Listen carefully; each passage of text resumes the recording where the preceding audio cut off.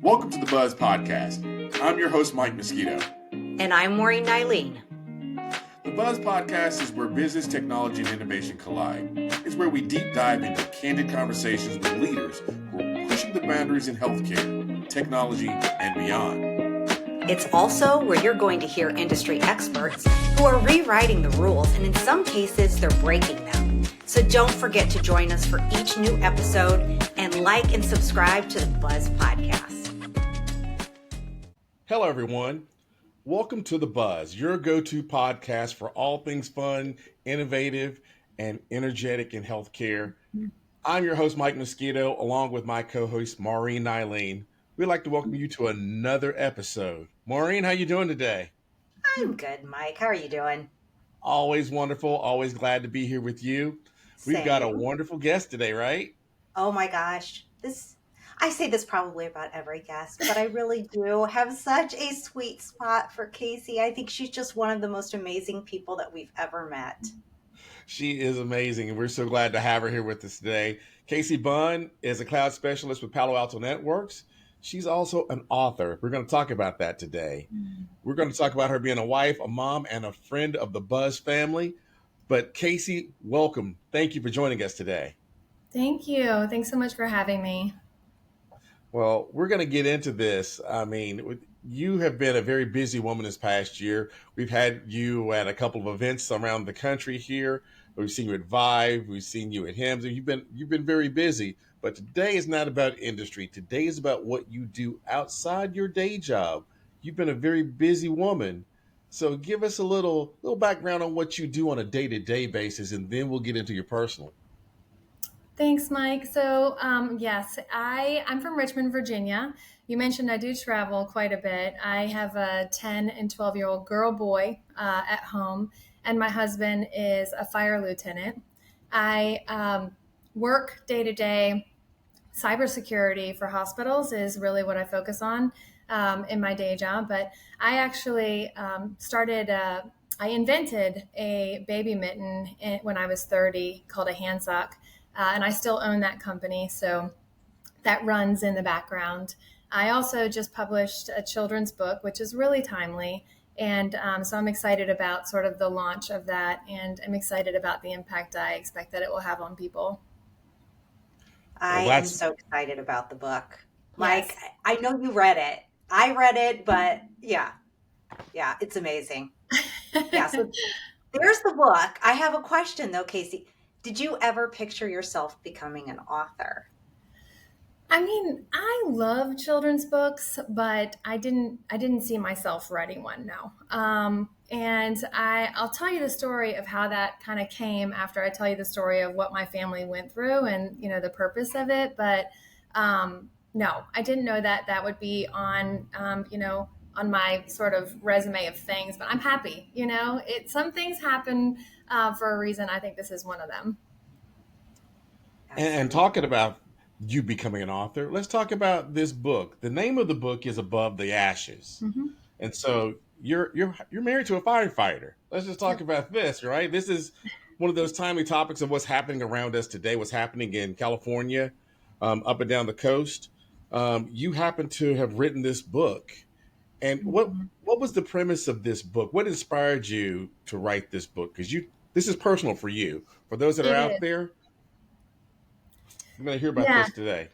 It sure is. So, in 2023, my family had a total loss house fire, and we lost our pets. We lost our house and everything in it. My husband, as you mentioned, is a fireman. He's been there for 17 years, so a long career in the fire department. He was out playing baseball with my son. My daughter was riding at the barn. I was actually watching a panel of executives talking and came home to the house with my son's room on fire. And, the shock of it, pulling up to that was just crazy. Like, you're being the one to call 911. In a matter of minutes, everything that we had was completely destroyed. It was just incredible to watch. And the community, the firefighters that we knew personally were the ones putting out the fire. My husband came home with my son, rushed pulling hoses off the truck. He didn't have any gear, like trying to put it out. So it was really incredible to watch, to be honest with you. Coming out of the fire, we lived with our neighbors, and they had 4 little girls, and we've got obviously our 2. So there were, 10 of us in one house for a month till we figured out where we would go, and what we would do to live. And we ended up purchasing a camper, and living in our driveway for a period of about 15 months. So if you want an opportunity to be close to your family, that's one way to do it. Literally nowhere to go. I remember eating dinners on the camper floor. There wasn't a table in there. So you really, it changes your perspective when you lose things, and you have a lot of family time and, focused space together. So, but our house will be done the end of February this month. So we're excited about that. And I saw what my kids went through processing the trauma, and that really was the driver for deciding to create the book. I feel like about 6 months after the fire, sort of got a whispering like, you need to write a book to help kids. And then I was getting on a plane, actually, November, to Arizona, where I was going. And I just felt like God said to me, like, Casey, write the book. And I just started writing. And for 2 straight hours on that plane to Arizona, I wrote. And when I landed, it was done. And I thought to myself, what just happened? And that was the start of it. So it's really a very special book, and I'm excited about the impact it's going to have on people.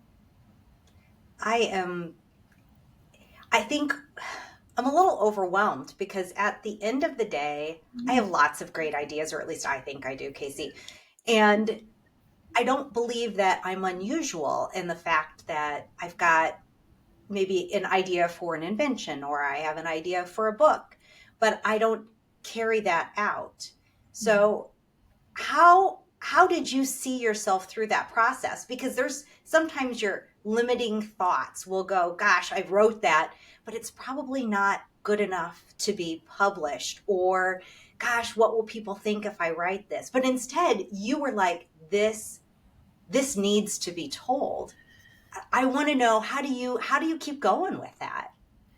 That's a really good question, Maureen. So I think, people write books or create businesses to solve a problem or to help people. And I think it has to do with how badly do you really want that? And the first gap, I think, for myself was knowledge. And that's probably where most people are, right? Like, how am I going to do this? Like, what do I do first? What do I do next? How do I create something from nothing and mass produce it? That's where I was when I started Hand Socks 10 years ago. It was something that didn't exist. And now what do I do? And I think that the answer to that is being willing to hunt down the information and then to take action on what you learn. And you have to be sort of a dog with a bone. But in order to be a dog with a bone, it has to mean something to you, right? And you have to believe in yourself. And the process, I think, speeds up by getting bold. And I can give you an example of that if you want. I mentioned excuse me. I mentioned when I invented my baby mitten, Maureen, I knew nothing about manufacturing. And I wasn't a TV watcher either, but the Today Show was on one morning, and I saw these sweet moms talking about their locker magnets on the Today Show. And they just looked like they were having so much fun talking about locker magnets. So I sent her an email. I didn't know her from anyone. And I just said, hey, I want to make a mitten. It doesn't compete with locker magnets. Would you be willing to have a conversation with me? And Maureen, if you have a good idea or a good idea for a book, somebody wants to help you because somebody helps them. And that's what it boils down to. And this woman, Joanne Brewer, she lives in Dallas. She said, yes, I'll talk to you. And she spent 45 minutes telling me her story. At the end of our conversation, I loved her so much. I'm like, where do you live? And she said, Dallas. And I said, where in Dallas? She said, a little suburb outside called Plano. And of all places, I actually, at that time in my career, traveled to Plano once every 8 weeks. I was like, let's have dinner. And it ended up, she was a mentor. She connected me to my factory connection. She is how it started. And it was all because I chose to be bold and I wasn't scared to reach out to her. So that would be my encouragement. The other thing is you've got to have money and time. And I think money, I borrowed it from my family and friends, Maureen. Um, and then I mortgaged my house at one point. I think when you get a circle around you, people can help you with the money part. The time is hard for you because you are working, right? You and Mike are working. Everyone is working. Everyone has families. So how do you manage the time to be able to do something else if you're really passionate about it? And the answer to that question is delegation. I delegate a tremendous amount of things on Fiverr and Upwork. And, you find fractional people who are great at what they do to do the things that you don't have time to do. That's Brilliant. beautiful. And that's how most entrepreneurs come out. They know how to delegate, they know how to bring their family and friends around them. I get called into, I mean, one of my first ventures was helping another company. They just didn't know. It's kind of like you. They didn't know what they didn't know. Hey, can you help Mhm. us? And my first company started before I left college. And Wow. I tell everybody my first job was a lucky job. When I interviewed, my first interview with my resume in hand, I told the hiring manager, he said, "Why are you here?" I said, "I was lucky, not good. And I want to be good at what I do." And you reached out because you could have tried to be lucky. You could have tried to figure it out on your own, but you took the time to reach out. And I think a lot of that gets missed across industries, not just like I'm call it just healthcare, across industries when people want to do something. So I commend you for double leaps of faith on yourself. You trusted in yourself, and your family and friends around you to bring a product to market, to bring a beautiful book that helps Mhm. children to market. And this book is beautiful in that it speaks to the most delicate of those around us, children. And Mhm. so share with us, share with the readers and the listeners here on the podcast, your central theme for the book. And what do you hope for children and families to learn? Because there are people actually going through this book Yeah. as we talk right now. They're living this. That's right. And we talked a little bit about that when we were together last. I think that the theme of the book is, well, I know the theme of the book is that there is a light in the darkness. And I think that this book helps you find and focus on that.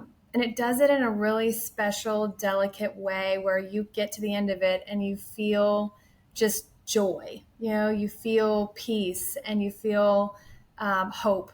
And I think really that's the focus for the book. I would say coming out of trauma as an adult is really tough. You see the folks in California, the people on the news, and most of them are adults. They're not videoing children often, but they're suffering so badly and you can just see it. The fires, the floods, the plane crashes, just the trauma of life, especially recently in some of the things that have happened. But coming out of as a kid, like they have such delicate minds and they don't control their thoughts quite as well, even as adults do, sort of pushing it out.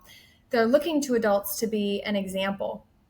And so I think this book is more than just for children because it also reminds adults or parents some of those ways to be able to capture thoughts and push them really off to heaven is what my book says, right? Push them off to heaven because we're not designed to carry that baggage.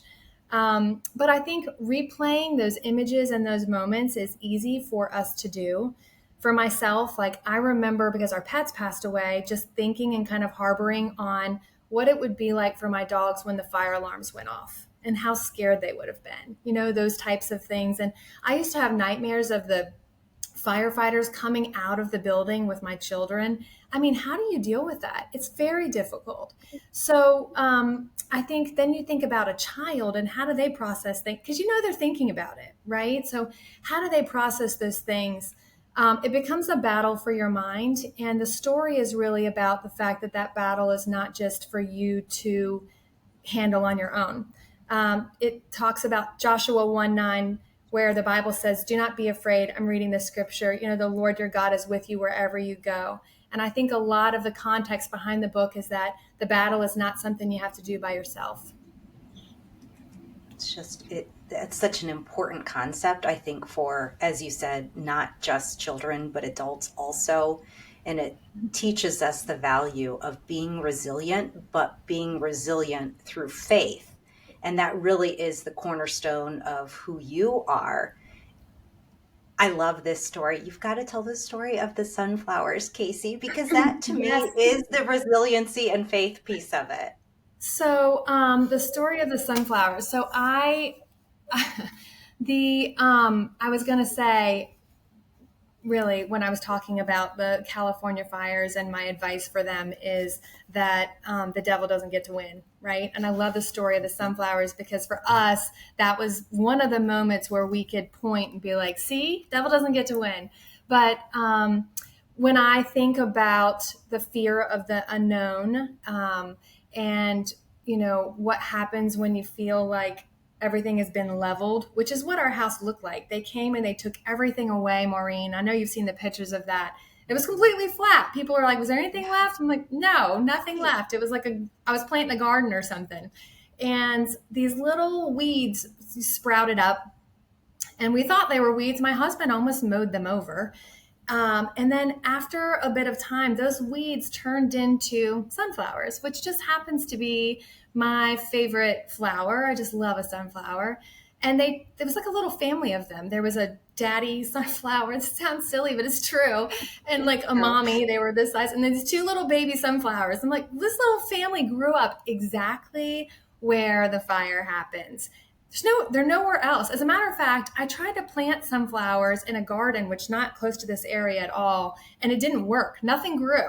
So it's like I have impossible soil, and then all of a sudden these sunflowers grow up right where the fire started. And I think it's important. I mean, the miracle of that, right? And just like God showing my family and my children, especially my children, just help with their belief, like God is in control of the situation, which we have no control over. The only thing we have control over is the way we respond to it and the way we respond to each other. And it helped all four of us with that. And I think I included it in my story because I wanted to be able to show others and help them recognize those miracles in their own tragedy and trauma, such that would sort of have a ripple effect and people would continue to share. Yeah. Oh gosh, that is just such a beautiful story. And the first time you told me, I almost couldn't believe it because it seems so impossible. And yet truly that's exactly what happened. And it was a sign that things were going to be okay. That's right. The sunflowers were your phoenix. They came out of the ashes, right? That's right. Yeah. That's beautiful. And that's beautiful to see that after what you and your family you've been through, your town, because they go through it with you, right? You had friends of your husband's that were putting out their buddies' house fire. That's right. So there's a lot of trauma that you go through, and you've got to be resilient for your kids. And you built this platform through this book to be resilient and to give advice. So as those that we like to push this podcast out to for our West Coast audience, what advice would you give to those families who are currently experiencing this hardship with these fires? Because that's what this is about. How do we lend a hand in many different ways, monetarily, physically, emotionally? How do we lend a hand to these families? Well, I think what helped us most right out of the gate was resources. I mean, our community, I've been thinking about these California fires because it was different for us. We had a flat line and we looked to our community around us to sort of pour in and help. But with California and with North Carolina, you think about it, it wasn't just, you're looking to your community and you're looking left and you're looking right and everybody's dealing with the same trauma you are. So I do think it's really important that, as you see things come available to give, or if you know somebody who knows somebody, that you take an opportunity to do that. I personally have seen things come in on my Facebook feed and I'm like, yes, we'll donate. Yes, we'll donate. I think it's important. The resources are the number one. Pray for them. If there's an opportunity, pray and make it a piece of what your family does, because I think that the power of that as a nation, as a community, is going to be what they need to put things back together. And I think for the people themselves, like I said, just remember that the devil doesn't get to win. Find your sunflower, focus on the light that is the way that you sort of pull yourself out of a dark place that you could potentially go. And that's how we did it. It's not an easy thing to do, but I think if you're conscious and you have a circle that's trying to do the same thing, that you guys can help each other. Um, the other thing is, I think when you start to give to other people when you're in a really bad place, and you find, not even, doesn't even have to be money. It could just be like smiling or, holding a door open, just like what you can give, even when you have nothing, begins to sort of pour back into you when you pour out. So if you have opportunities to serve and do things for others while you are in a really bad place, somehow sort of takes the, I don't know, it just fills you up in a different way. So I would encourage that. Yeah. And I love that you really hone in on the fact that not everything that we give has to be monetary. There's so many wonderful organizations out there, and we'd love to contribute to all of them, but sometimes it's just the little things in life that really matter, and a smile or some kind words from a complete stranger can go a long way when you're feeling a little lost. What have your readers been saying about your book? How's this been received? Yes. So they say, thank you for reminding me about my faith. Like I needed this. I needed to remind myself who was in control of this awful situation. I've had people tell me about their children saying, that they're not scared of something that's not necessarily like a natural disaster, but something that is scary to them. For example, I had one mom of a 7-year-old tell me that their kid said, I don't have to be scared of storms anymore. It's so Oh, cute. So, just the idea that they would resonate, it would resonate that they are not alone, and that they can choose to make decisions and capture their thoughts and change things around. It's just so awesome. So I would say that, those are the things that have come out of, when people read this book, what impact it makes on them. That's beautiful. And Thank and that's you. really what it's about, is how to make that impact, right? That's right. It's how to show up for someone else along with yourself, because you've got to be strong. You've got to be good with you before you can be good for someone else. That's right. And you had to heal yourself, your family, and now you can help others heal in this way from disasters. And it sounds like even outside of fire, you're starting to tell and resonate with other young children how to not be fearful or scared. And so that's beautiful to put those types of words together where children can understand. I have two daughters, and my job is to protect them and make sure they're not scared. That's That's what right. what all parents are charged with doing, right? And so it's great to hear that. And so let's talk about what's coming up for you as we go into 2025. More books for those out there. This is Mike Mosquito and Maureen Nylin with the Buzz. We've got Casey Bunn on with us talking about Above the Ashes, her book that was published after a traumatic house fire with her family. And so today we're going through, what does it take to become an author on top of your day job, be an entrepreneur on top of your day job, be a mom, wife, and be a great friend.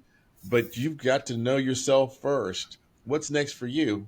And I'd like to thank you. One, let's start with me thanking you, because you actually did something with Maureen and I, and you weren't there to take advantage of it. You supported us in one of our summit events earlier this year, the Future of Care Spaces, where your team showed up to support us. So you're showing support all the way around in industry, personally.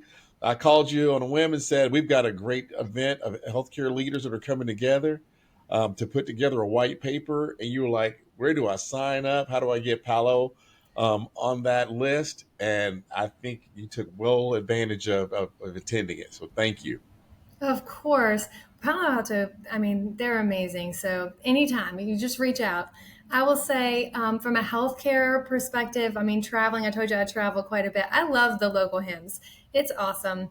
Being able to just rub shoulders with the healthcare leaders in the community. I love that. I'm going to do the Bluebird leaders, women in healthcare event out in Colorado this year for sure. Would not miss it.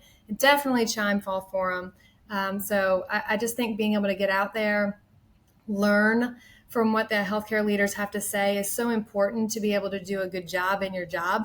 and understand what healthcare is really facing. So I'm excited about that. And Hand Socks has got some new things coming out this year, which is exciting. I'm trying to move some manufacturing domestically. So that's going to be a big change, which would be great. And then, the book, got to find a way for people to find out about it, and for the message to get out for all the people that have been through the trauma. So I really appreciate you inviting me on to talk about it. Anything is possible. Anything is possible, Mike. In your day job, anything is possible. You can do anything you put your mind to. If you have a business or a book idea, you can do that too. So I would just encourage, anybody, Maureen, if you have ideas, we need to sit down, sister. I always got ideas, Casey. Yes. Sometimes they're not so great, but She's got a ton of ideas. Casey, there's no shortage of ideas coming out of that brain. I know, she's a sunshine. Yeah, but like I said, anything is possible. So the illustrator's from Hawaii. The Hawaiians went through that terrible fire too, and she's from Hawaii, and she was just very passionate. Really brought it to life. Elsa Linsky is her name, and like I said, you can find anything you want, and anything is possible, and it's true in everything that we've talked about today. She really was a beautiful illustrator for this book. She captured those scenes so wonderfully. So yes, I'm so glad that you highlighted her. And I also want to highlight personally, then you said your house, you're almost ready to move back into your new house. Yes, it's supposed to be the end of February. Yay! I've been, sharing space with so many people for so long, except when I'm in a hotel room. And my kids are really looking forward to it too. My daughter, she's like, "How am I going to decorate my room?" You know how teenagers are. We're just looking forward to it. It's a new chapter, and it's a blessing. So I'm excited. Thanks for asking about that. Mm-hmm. Thank you so much for joining us today, Casey. It was just such an honor again to see your cute face and to hear your story. And I know that there are going to be so many people that will benefit from hearing the words that you put down on paper and what Elsa was able to bring to life through the illustrations. So again, thank you for writing that and sharing it.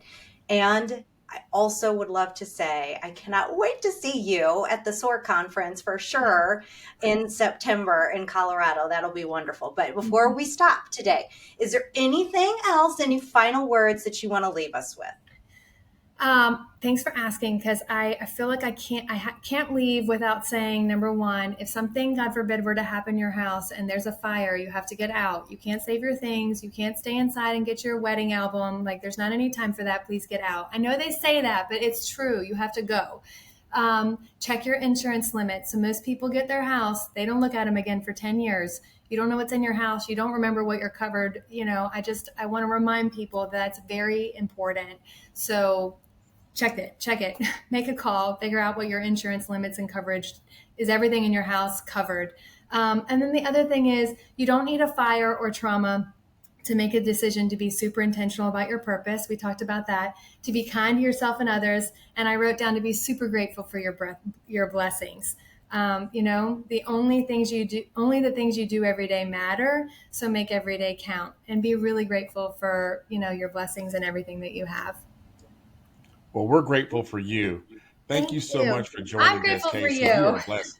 You have blessed us today. You blessed our listeners with this today. We'd like to thank all of our listeners for joining us on this wonderful journey with Casey, with her book, Above the Ashes, and hearing about her entrepreneurial spirit and how it has taken hold and it's delivered something for us personally. And it showcases what people across our industry can do outside of their day-to-day jobs. It's not just about the toys that we tinker with around AI. It's not just about patient care. It's about what you can do personally that fills your heart, fills your spirit. And as we talk about topics like this on The Buzz, we want you to share your likes, comments, and follow Casey on her journey. Casey Bunn. You can follow her on LinkedIn. If you come to Maureen and I, you'll find her tied to either one of us, or you can find her on thebuzzpodcast.net, which you'll see her episode coming out there. But until next time, we'd like to thank you for joining this episode of The Buzz. I'm Mike Mosquito, along with Maureen Nylin. We'd like to thank our sponsors, and we'd like to see you again soon. Like and subscribe.